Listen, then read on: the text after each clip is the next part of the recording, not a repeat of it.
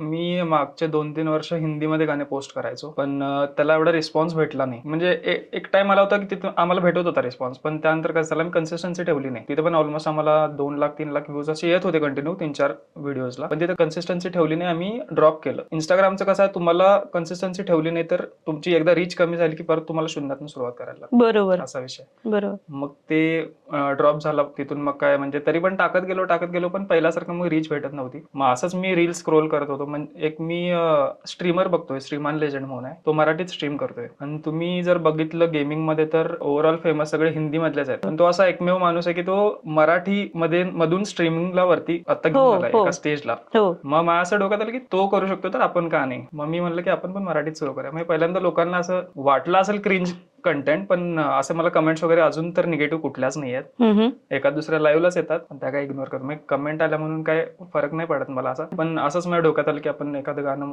हिंदीत आहे त्याचं मराठी काहीतरी ट्राय करू. मी लिहित नाही, माझा एक मित्र आहे मंदार म्हणून, तो लिहून देतोय आम्हाला.